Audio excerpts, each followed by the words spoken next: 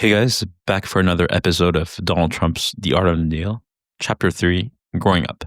So, in this chapter, Trump is going to tell the story of his upbringing with a lot of details on his father, siblings, and his mother. Mostly his father, whom he quotes a lot to this day. He starts like this.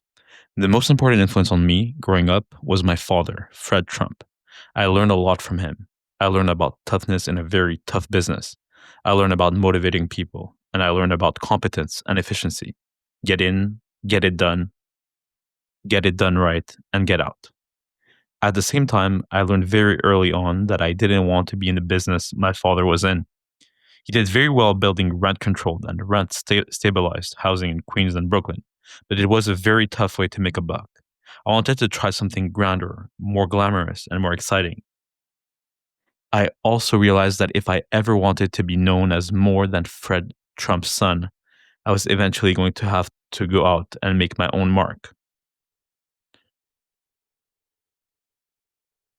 I'm fortunate that my father was content to stay with what he knew and did so well. That left me free to make my mark in Manhattan. Even so, I never forgot the lessons I learned at my father's side. Which I was going to explain a bit later the reasons why being in business with his dad, like the drawbacks of that and what made him venture on his own. First, he's going to explain the story of his father. He says, his story is classic Horatio Alger. Fred Trump was born in New Jersey in 1905. His father, who came here from Sweden as a child, owned a moderately successful restaurant, but he was also a hard liver and a hard drinker, and he died when my father was 11 years old. My father's mother, Elizabeth, went to work as a seamstress to support her three children. The oldest, also named Elizabeth, was 16 at the time, and the youngest, John, was 9. My father was the middle child, but the first son, and he became the man of the house. Almost immediately, he began taking odd jobs, everything from deliveries for a local fruit store to shining shoes to hauling lumber on a construction site. Construction always interested him, and during high school, he began taking night classes in carpentry, plan reading, and estimating, figuring that if he learned a trade, he'd always be able to make a living. By the age of 16, he'd built his first structure, a 2-car frame garage for a neighbor. Middle-class people were just beginning to buy cars. Few homes had attached garages, and my father was soon able to establish a very good new business, building prefabricated garages for $50 apiece. Here, the lesson is that by having a trade, uh, he was able to secure a living. Like he had this intuition in high school that going for a trade early was a smart move, and we see uh, today in 2025 that there's a bit of a shift back to trade school. We understand most economies are realizing that people who attend trade schools are lacking, and therefore there's a great demand for people who have technical skills and technical, not just in the technological sense or in the IT sense, but in the real world sense. Like JD Vance likes to say, innovation in atoms, not just in bits. But I digress. He graduated from high school in 1922, and with a family to support, he couldn't even consider college. Instead, he went to work as a carpenter's helper for a home builder in Queens. He was better with his hands than most, but he also had some other advantages. For starters, he was just a very smart guy. Even to this day, he can add 5 columns of numbers in his head and keep them all straight. Between his night courses and his basic common sense, he was able to show the other carpenters, most of whom had no education at all, shortcuts, such as how to frame a rafter with a steel square. In addition, my father was always very focused and very ambitious. Most of his coworkers were happy just to have a job. My father not only wanted to work, he also wanted to do well and to get ahead. Finally, my father just plain loved working, and from as early as I can remember, my father would say to me, "The most important thing in life is to love what you're doing, because that's the only way you'll ever be really good at it." And perhaps this is from where Trump gets he's going to understand that he doesn't enjoy working in his dad's structure, like under his shadow, and for other reasons we'll get into a bit later. But this is really ingrained in him. He needs to do what he loves to do, like, or he needs to love what he does, and that's a virtuous cycle for competence. 1 year after he got out of high school, my father built his first home, a one-family house in Woodhaven, Queens. It cost a little less than 5,000 to build, and he sold it for 7,500. He called his company Elizabeth Trump and Son because at the time he wasn't of age, and his mother had to sign all his legal documents and checks. As soon as he sold his first house, he used the profit to build another, and then another, and another. In working class Queen communities like Woodhaven, Hollis, and Queens Village. So we see he's extremely entrepreneurial, very young, even before being of age. He says, instinctively, my father began to think bigger. By 1929, aiming at a more affluent market, he started building much larger homes. Instead of tiny brick houses, he put up 3-story colonials, Tudors, and Victorians in a section of Queens that ultimately became known as Jamaica Estates, and where eventually he built a home for our family. When the Depression hit and the housing market fell off, my father turned his attention to other businesses. Right, so he had a knack for making money in general. And what he did during the Depression, he bought a bankrupt mortgage servicing company, and he sold a year later for profit.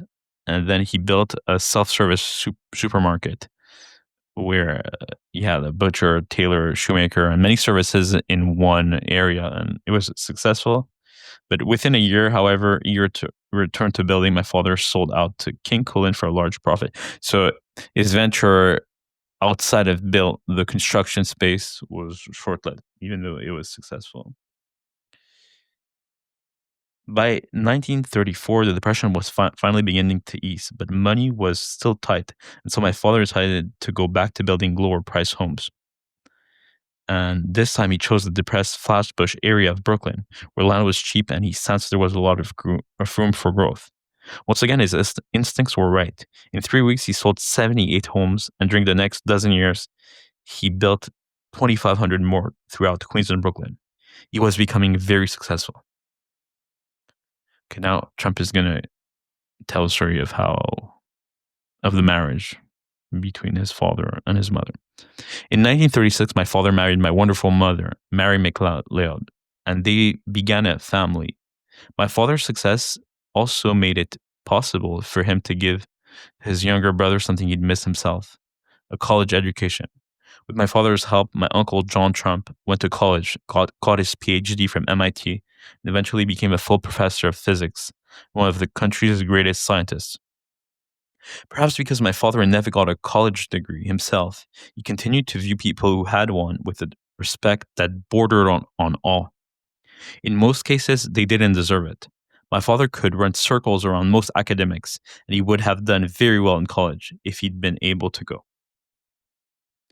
Right? There's going to be more on the topic of college a bit later in Trump's own experience. We had a very traditional family. Now he explains the dynamics inside. My family, my father was the power and the breadwinner, and my mother was the perfect housewife. That didn't mean she sat around playing bridge and talking on the phone. There were 5 children in all, and besides taking care of us, she cooked and cleaned and darned socks and did charity work at the local hospital. We lived in a large house, but we never thought of ourselves as rich kids. We were brought up to know the value of a dollar and to appreciate the importance of hard work. Our family was always very close, and to this day, they are my closest friends. My parents had no pretensions. My father still works out of a small, modest back office on Avenue Z in the Sheepshead Bay section of Brooklyn, in a building he put up in 1948. It simply never occurred to him to move. Okay, now Trump's going to tell us a bit more about his siblings. My sister Marianne was the firstborn, and when she graduated from Mount Holyoke College, she followed my mother's path at first, marrying and staying at home while her son grew up. But she also inherited a lot of my father's drive and ambition. And when her son David became a teenager, she went back to school to study law. She graduated with honors, began with a private firm, worked for 5 years as a federal prosecutor in the U.S. Attorney's Office, and 4 years ago became a federal judge. Marianne is really something, right? So one of Trump's oldest sister became a federal judge in the early 1980s, and Trump has been extremely acquainted with the court system and the law and how it's tried for a very, very long time. So he comes from a family uh, of diverse backgrounds, and one of which is an attorney who became a judge, right? So this is his eldest sister. My younger sister, Elizabeth, is kind and bright, but less ambitious, and she works at Chase Manhattan Bank in Manhattan. Now he's going to tell a story about his older brother, Freddie. And this is a bit of a sad story, and it's going to echo, Trump's going to mention this a lot in his different speeches. This is going to echo a deep pain that Trump has in relating to alcohol or alcohol abuse. Okay. My older brother, Freddie, the first son, had perhaps the hardest time in our family. My father is a wonderful man, but he is also very much a business guy and strong and tough as hell. My brother was just the opposite, handsome as could be. He loved parties and had a great, warm personality and a real zest for life. He didn't have an enemy in the world. Naturally, my father very much wanted his oldest son in the business, but unfortunately, business just wasn't for Freddie. He wanted to work with my father reluctantly, and he never had a feel for real estate. He wasn't the kind of guy who could stand up to a killer contractor or negotiate with a rough supplier. Because my father was so strong, there were inevitably confrontations between the two of them. In most cases, Freddie came out on the short hand. Eventually, it became clear to all of us that it wasn't working, and Freddie went off to pursue what he loved most, flying airplanes. He moved to Florida, became a professional pilot, and flew for TWA. He also loved fishing and boating. Freddie was probably happiest during that period in his life, and yet I can remember saying to him, even though I was 8 years younger, "Come on, Freddie, what are you doing? You're wasting your time." I regret now that I ever said that. Perhaps I was just too young to realize that it was irrelevant what my father or I thought about what Freddie was doing. What mattered was that he enjoyed it. Along the way, I think Freddie became discouraged and he started to drink, and that led to a downward spiral. At the age of 43, he died. It's very sad because he was a wonderful guy who never quite found himself. In many ways, he had it all, but the pressures of our particular family were not for him. I only wish I had realized this sooner. This is going to mark Trump. He was sober all his life, but this was a particular point at which he understood the negative consequences of alcohol or dependency to any addiction. Right? He regrets not having been softer with his brother or more understanding of a different life choice. Right?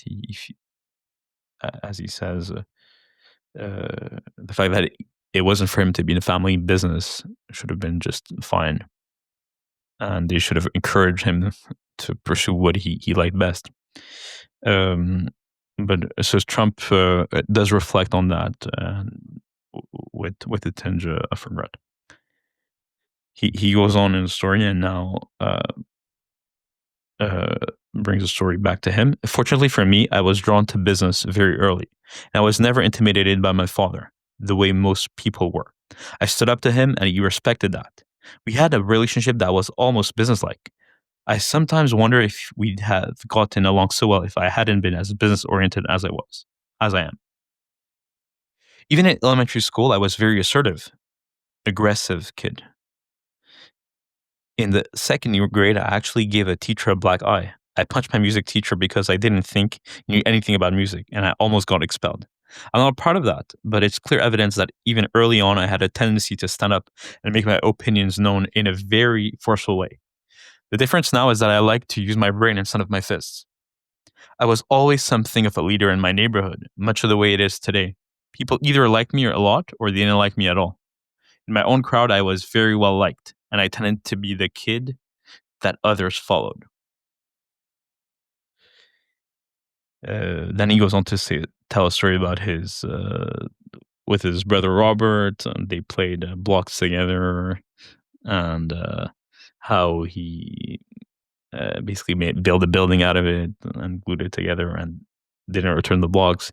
Essentially, he had a way to kind of uh, he had a stronger will in most situations, and that kind of aggression, that untamed aggression, if you will, probably irked his parents a little bit, and they decided to send him to military school. When I turned 13, my father decided to send me to a military school, assuming that a little military training might be good for me. I wasn't thrilled about the idea, but it turned out he was right. Beginning in the 8th grade, I went to the New York Military Academy in upstate New York. I stayed through my senior year, and along the way, I learned a lot about discipline and about channeling my aggression into achievement.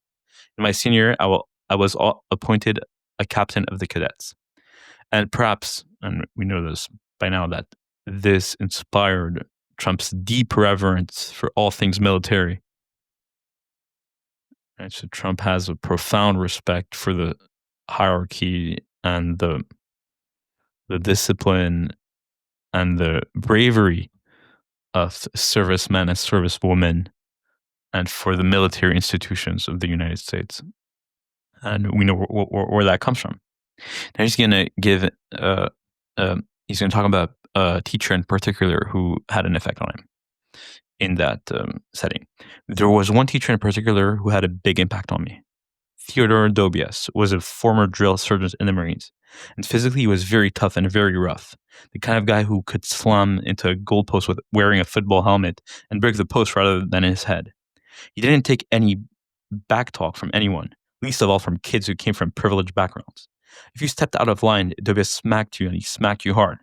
Very quickly, I realized that I wasn't going to make it with this guy by trying to take him on physically. A few less fortunate kids chose that route, and they ended up getting stomped. Most of my classmates took the opposite approach and became nebbishes. They never challenged Dobias about anything. Now Trump says, I took a third route, which was to use my head to get around the guy. I figured out what it would take to get Dobias on my side. In a way, I finessed him. It helped that I was a good athlete, since he was the baseball coach and I was the captain of the team. But I also learned how to play him. What I did basically was to convey that I respected his authority, but that he didn't intimidate me. And we're going to notice this is how Trump also behaves around other world leaders, right? Or around other institutions. He can respect the authority, but he doesn't get intimidated. Even though, regardless of the stature of the country or the leader that is on the other side of the table. It was a delicate balance. Like so many strong guys, Tobias had a tendency to go for the jugular if he smelled weakness. On the other hand, if he sensed strength, but you didn't try to undermine him, he treated you like a man. From the time I figured that out, and it was more an instinct than a conscious thought, we got along great. So this is worth repeating because this is essentially Trump's philosophy until today. It was a delicate balance. Like so many strong guys, he had a tendency to go for the jugular if he smelled weakness. On the other hand, if he saw strength, but you didn't try to undermine him, he treated you like a man. So strength, but without trying to undermine. He treated you like a man. From the time I figured that out, and it was more an instinct than a conscious thought, we got along great. All right, so now we're going to go more into the academics of it. I was a good enough student at the academy, although I can't say I ever worked very hard. I was lucky that it came relatively easy to me because I was never all that interested in schoolwork. I understood early on that the whole academic thing was only a preliminary to the main event, which was going to be whatever I did after I graduated from college. So Trump is lucid enough to understand the relative unimportance of the schoolwork itself in the grander scheme of things, of his achievements in his career and in his life. So that it was just a stepping stone but that the real game was going to be played after college, not not during. That it was part of the journey, but definitely not the destination. Um, all right, so this is going to come back, but there's a few lessons that he's going to drop from his father's business before we go to his college years. You made it in my father's business, rent control and rent stabilized buildings by being very tough and very relentless. To turn a profit, you had to keep your costs down, and my father was always very price conscious. He negotiated just as hard with a supplier, mops, and floor wax as he would with the general contractor for the larger items on a project. One advantage my father had was that he knew what everything costs. No one could put anything over on him. If you know, for example, that a plumbing job is going to cost a contractor 400,000, then you know how far you can push the guy. You're not going to try to negotiate him down to 300,000 because that's just going to put him out of business. But you're also not going to let him talk you into 600,000. The other way my father got contractors to work for a good price was by selling them on his reliability. He'd offer a low price for a job, but then he'd say, look, with me, you get paid, and you get paid on time. And with someone else, who knows if you ever see your money. He'd also point out that with him, they get in and out quickly and on to the next job. And finally, because he was always building, he could hold out on the promise of plenty of future work. His arguments were usually compelling. So a quick recap here is that the the way his father got better prices was not only he knew what things cost, right? So he was able to get closer to the actual truth in a negotiation. He knew basically he couldn't be played because he knew what were the inputs and the outputs. Right? He understands the person has to make a profit, but he wasn't um, he wasn't easily duped at all. On the other side, he was also telling his contractors that they were going to get paid and on time, and that the job would be managed quickly, and that there would be more future work. So it's kind of a trifecta of a win-win relationship, right? It's really a positive sum, right? So he knows that the concerns that contractors have is that maybe the developer doesn't pay them, maybe the developer goes bankrupt, or that it's a one-off, or that the project takes forever, and then they right, it eats at their livelihood the longer they're in one project and not doing other projects, right? If they're paid a lump sum for it, we can see quickly how that is not in their favor. Um, so he emphasizes the kind of the pain points that he knows they have in getting paid and in finding work by saying that they get paid with him, they'll get paid on time, the job will get done quickly, and there's a promise for plenty of future work. It's true. Fred Trump had a reputation for building many houses, right? Trump put him as building over 2,500 individual homes. And then also there were low-cost apartment buildings over in New York City's outer boroughs. So this is kind of the negotiation lessons from his father that are intertwined. And what can we take from it is to know the costs of the inputs and to know the pain points of the people that you're dealing with. That's on the knowledge front. And then you apply that by using elements of language that appeal to these pain points, and you keep in mind what are the input output costs on the negotiation. Now we're going to go back to Trump's academics. After I graduated from New York Military Academy in 1964, I flirted briefly with the idea of attending film school at the University of Southern California, USC. I was attracted to the glamour of the movies, and I admired guys like Sam Goldwyn, Daryl Zanuck, and most of all, Louis B. Mayer. Mayor Goldwyn. If you guys see the reference, before the movies with the lion, right? So it's the Mayor Goldwyn franchise, whom I considered great showman. But in the end, I decided real estate was a much better business.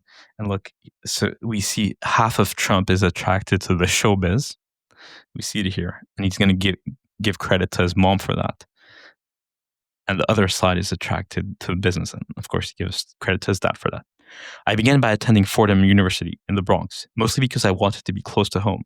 I got along very well with the Jesuits who ran the school, but after 2 years, I decided that as long as I had to be in college, I might as well test myself against the best.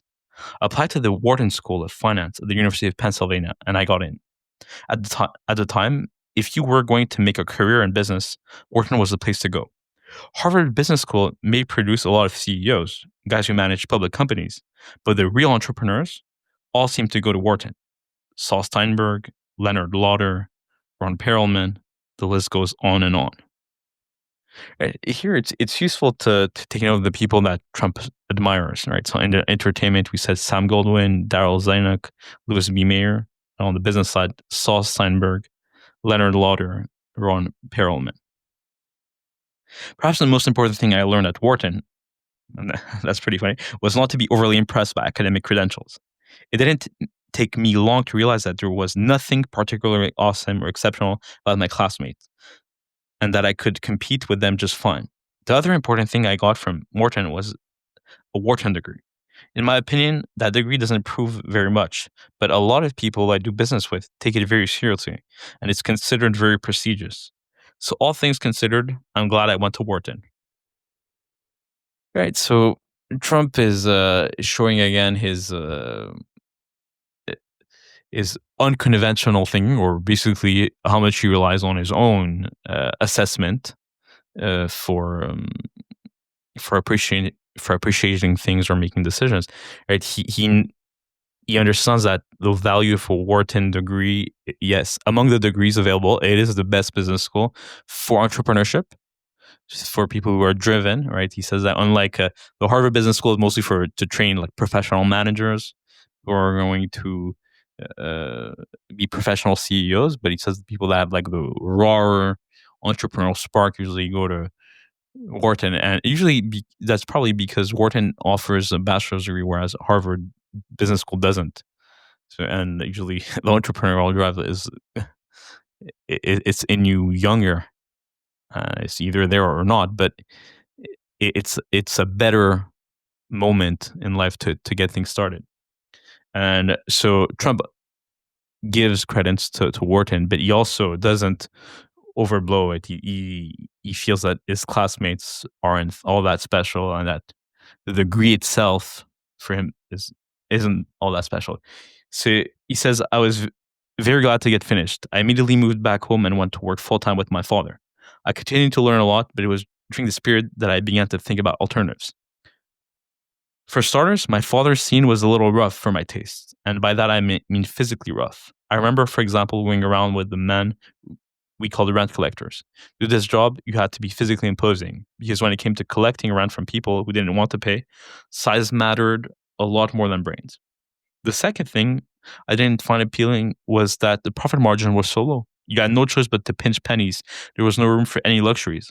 Design was beside the point because every building had to be pretty much the same. Four walls, common brick facades, and straight up. You used red brick not necessarily because you liked it, but because it was a penny a brick cheaper than tan brick. So Trump was, as we said earlier, Trump's sole purpose to go to college was to kind of get that done, and he was very eager to start his career in real estate.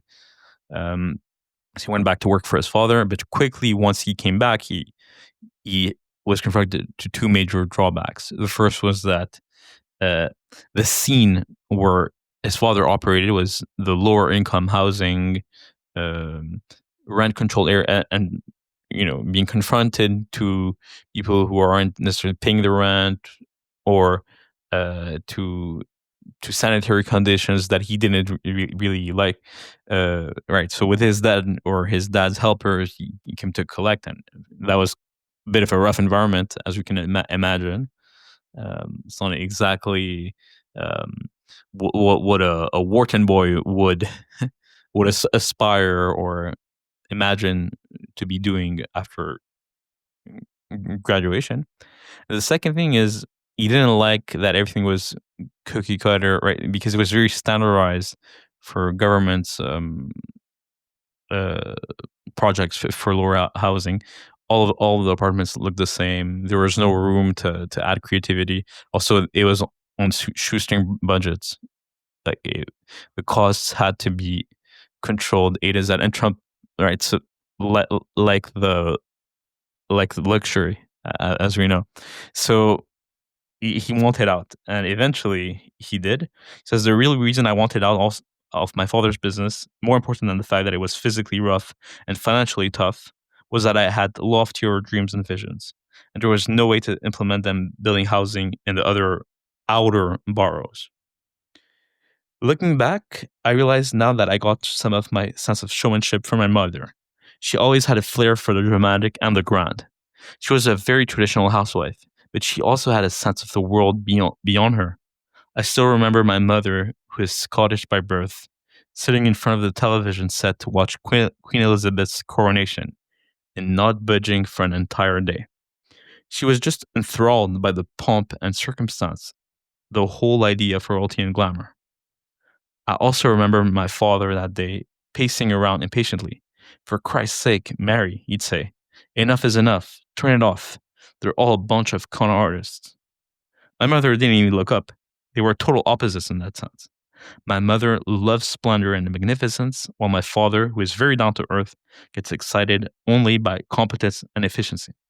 This one is worth repeating, and it's a great takeaway for what combines in Trump's character. My mother loves splendor and magnificence, while my father, who is very down to earth, gets excited only by competence and efficiency.